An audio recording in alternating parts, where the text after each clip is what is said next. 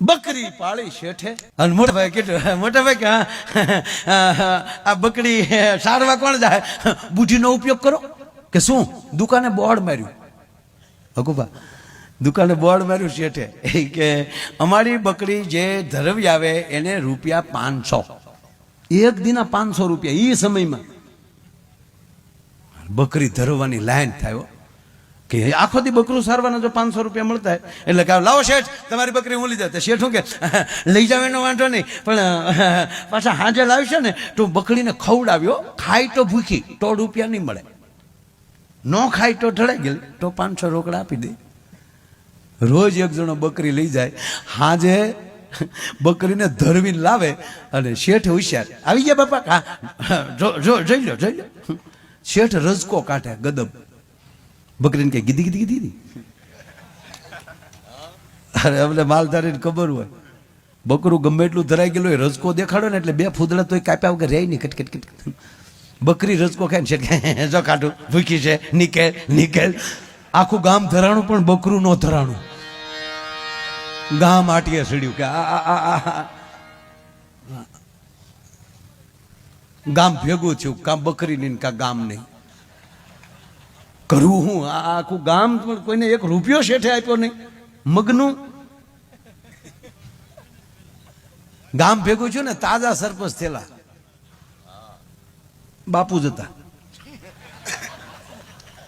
દરબાર સાહેબ નીકળ્યા કે લઈ હું ભેગા છે બધા કા વિશ્વાસની દરખાસ્ત નથી મૂકવાના ને અરે કે ના બાપુ અમે તો અમારું દુઃખે ભેગા છે અરે તમારું દુઃખ એ મારું દુઃખ ગામનો સરપંચ છો શું દુઃખ છે એ કે આપણા કપૂરચંદ શેઠ છે કે નહીં કે હા એને ઓળખું ને એને શું છું એને કાંઈ ન છું ગામને છું આપ છે શું બકરું લાવ્યા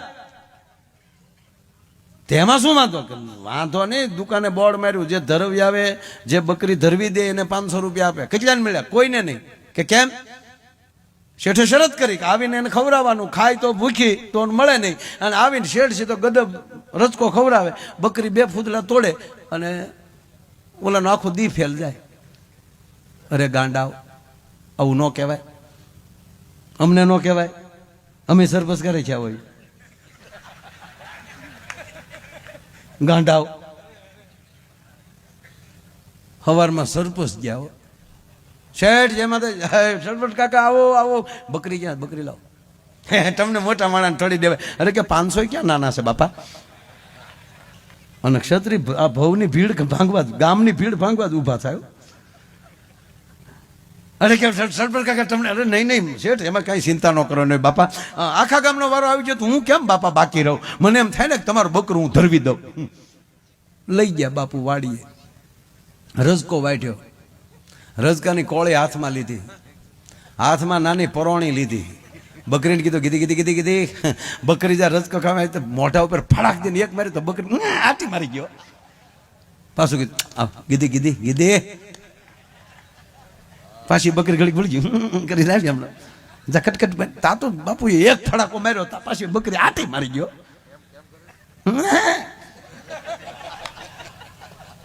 અને શીપી 7મી વાર ફડાકો બોલાવ્યો પછી તો રજકાની વાસ આવે ત્યાં બકરી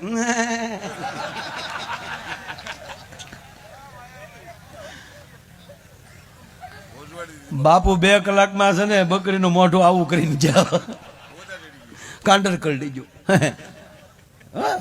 બાપુ બીડે હામાં વાણી કે બકરીને કાંડર કરડી ગયું એટલે થોડીક લોહી વાળી થઈ ગઈ પણ લો શેઠ પણ કે બાપુ 2 કલાકમાં કે અમારે વાર લાગતા છે બકરું ધરવતા અમે તો રાજા મહારાજાના હાથી ધરવેલા છે અને તારું બકરું કે બાપુ જોવું પડે જોવું નહીં 504 થાય કે પણ જોવું પડે જોઈ લે અને શેઠે રજકો કાઢ્યો બકરીને કે ગીધી કે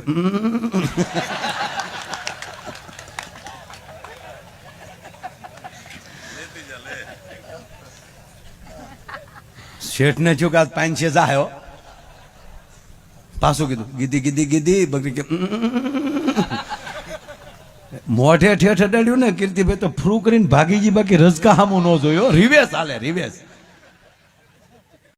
અત્યારે પછી અડધી રાત પછી જે થેલીઓ લઈને નીકળ્યું તમને એમ થાય પેમેન્ટ આવ્યું છે આમાં પણ અહીંયા અમારો તો આજ પ્રેમનો પ્રોગ્રામ છે વાલા એટલે આમ થેલી લઈને કોક નીકળે ને, જોજો તમે આમ આમ આમ એમાં આવો મોટો પ્રોગ્રામ હોય ને થોડી ઘણી જવાબદારી દીધી એને જે મોજ આવે. અને એમાંય ભાઈ હકુબા આગળ ભાઈએ કીધું ને કે મોદી સાહેબ હારે એક અમિતભાઈ હારે અહીંયા અત્યારે ગુજરાતમાં જવો તોય આપણો ભાઈ હર્ષ સંઘવી, અને અહીંયા તમારી પાસે બે છે ને, ક્યાં ગયા? ખરેખર વાણિયા હારે રાખવા જ તેઓ, ખરેખર એની જેવી બુદ્ધિ કોઈ પાસે નકોસામાં આંગળે આવે ત્યારે વાણિયા જે પોચું પોચું બોલીને જે કાઢલે. આપણે ગાંધી બાપુ જેમ તેમ લાકડીએ અંગ્રેજોને ભગાડ્યા. એટલે આપણો દુહો છે, આગળ બુદ્ધિ વાણિયો, પાછળ બુદ્ધિ બ્રહ્મ. બ્રહ્મમાં આપણે બધા આવી જાય. બ્રહ્મમાં વાણિયાને આગળ બુદ્ધિ હોય, કામ કર્યા પેલા વિચાર કરે આમ કરાય આમ ન કરાય, અહીંથી નીકળાય અહીંથી ન નીકળાય, પાછું વળી જવાય. અને આપણે બધું કરી પછી કે આ ન કર્યો તો સારું હતો, આ ન કર્યો. એક ગામમાં સરપંચ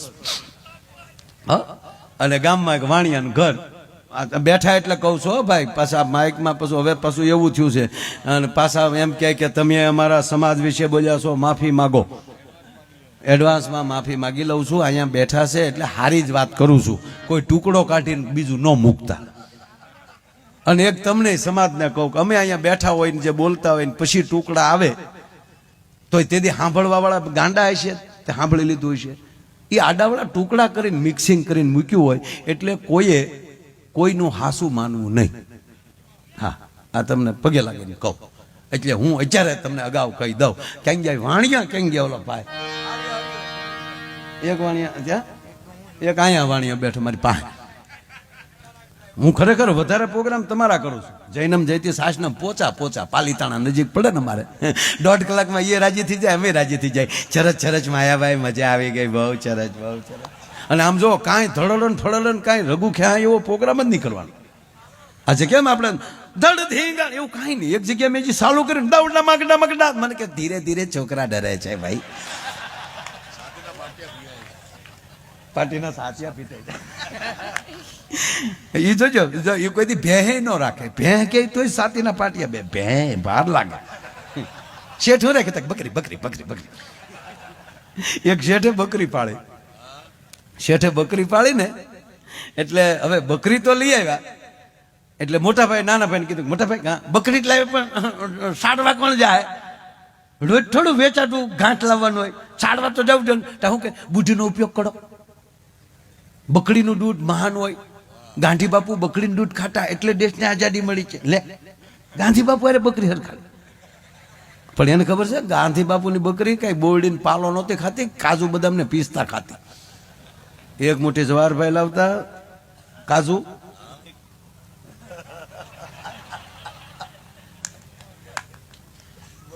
અરે ગાંધી ક્યારે થવાય ખબર? એનો બીજો દાખલો એ કીર્તિભાઈ, આ વડીલો હતા ને એ કોઈ ગંભીર નહોતા. આપણે કેમ એકલા બધા હોય ને હવાણું કરીએ, જે હવાણ કરીએ કે ને એ જ મોટા થઈએ. કેવો એકલા બેઠા ને એનો એક નાનો પાઠ તમને કહું. ગાંધી બાપુ, જવાહરલાલભાઈ નહેરુ, ઈવડા 3-4 જણા બેઠા હતા. એમાં ગાંધી બાપુને પૂછ્યું, ટીખળ કરે મજાક કરતા હતા, આ સત્ય ઘટના છે, પછી લખેલું છે, મારું ઘરનું નથી. ગાંધી બાપુને પૂછ્યું કે ગાંધી બાપુ, આપણે વિશ્વ સુંદરીનો કોઈને એવોર્ડ આપવો હોય, મિસિસ વર્લ્ડનો, તો કોને અત્યારે વિશ્વ સુંદરી તરીકે તમારા પાસે કોઈ નામ ખરું? ગાંધી બાપુને પૂછ્યો. ગાંધી બાપુ શું કે ખબર? કસ્તુરબા. હકીકત કહું તમને, નગર કસ્તુરબાનું મોઢું કેવું બધાને ખબર છે. રાખના ઢગલા પાણીના સાટા નાખ્યા હોય એવા બાદ. ખરેખર કસ્તુરબા. અને રૂપથી દુનિયા નથી ઓળખાતી, ગુણથી દુનિયા ઓળખાય છે મારા બાપ.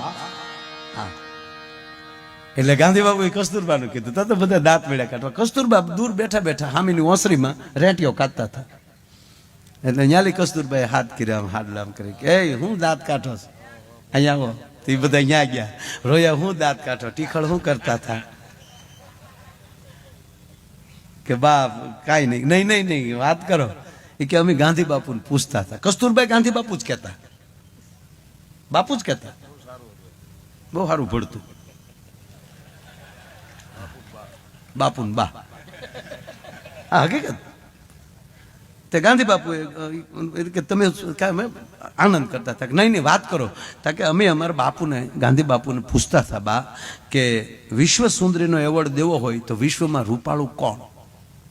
તાર કસ્તુરબા કે શું કીધું બાપુએ? બાપુ કોનું નામ દીધું? તા કે એને તમારું કીધું.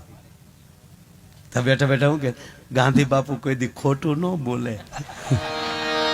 સાહેબ વિશ્વમાં એની પત્ની કરતા વધારે કોઈ રૂપાળું ન દેખાતું હોય ને એ ગાંધી બની શકે, અને સંપૂર્ણ ધણી ઉપર ભરોસો હોય એ કસ્તુરબા બની શકે. અજબદે ઈ જ બની શકે કે જેને સંપૂર્ણ પ્રતાપ ઉપર ભરોસો હોય. અજબદે ક્ષત્રિયાણી સાહેબ અમરસિંહને જન્મ દઈ અને રાણા પ્રતાપની ઢાલ બનીને જગદંબા ઊભી થઈ. અને એ અમરસિંહ જેદી 18 વર્ષના થયા ને ત્યાં સુધી જંગલમાં મોટા કર્યા. અને પછી જયારે એમ કહેવાય કે બાપ દીકરાની બે હરખી બે ફોજ બની, પછી દુનિયા નક્કી નહોતી કરી શકતી કે આમાં પ્રતાપ કોણ છે ને અમરસિંહ કોણ છે. અને પહેલી ચડાઈ જયારે કરી અને બહેલોલ ખાનને જેદી રાણા પ્રતાપે એક તલવારના ઝાટકે ટોપા હોતો કાપી નાખ્યો તો, એટલું નહીં ઘોડાના પણ બે ભાગ કરી નાખેલા. ઈ પછીનું અમરસિંહનું પહેલું પરાક્રમ. અને અમરસિંહે જ્યારે એમ કહેવાય કે એક જ ભાલે અસવારને ઘોડાને બે નામ ધરતીમાં ધરપી દીધા. એક ઘા જોયો ને એ અકબરને ખબર પડી ગઈ દિલ્હીમાં, સાહેબ સીધું સમાધાન કર્યું છે કે પ્રતાપ જેવો જ ઘા જે અમરસિંહમાં છે. પરમ વીર ચક્ર પહેલો વહેલો કોઈને અપાણો હોય ને તે મહારાણા પ્રતાપના દીકરા અમરસિંહને દેવાણો હતો સાહેબ. અને તેથી ચોખ્ખું લખી નાખ્યું હતું અકબરે કે અમે કોઈ દિવસ ચિત્તોડ બાવજુ નહીં જોઈએ, અને આપને જ્યારે અમારી કાંઈ સેવાની જરૂર પડે તો હુકમ કરજો. પ્રતાપની સેવામાં અકબર હાજર હશે. રૂબરૂ તો નહોતા થયા, પણ આવો પત્ર મૂકી દીધો હતો. કોઈક ઇતિહાસ વાંચજો સાહેબ.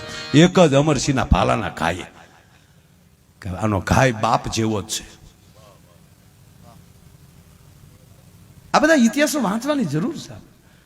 પણ પાયામાં ભક્તિ, જેની માં મોટી માં મીરાબાઈ હોય. બાકી તો આ તમે અત્યારે મેં તમને કીધું ને કે અત્યારે બિલકુલ અત્યારે તલવારથી લડવાનો યુગ જ નથી ને, અત્યારે દિમાગથી લડવાનો યુગ છે. કોમ્પ્યુટર યુગ છે અત્યારે. કડે હથિયાર બાંધો કે ન બાંધો, જે બાંધતા છે એને જરૂરી હોય એને જ રાખવાનું. આ લાગડ કોઈને બાંધવાની જરૂર નથી. સમય હોય ત્યારે આપણો કાંઈ ઘા ફગશે નહીં.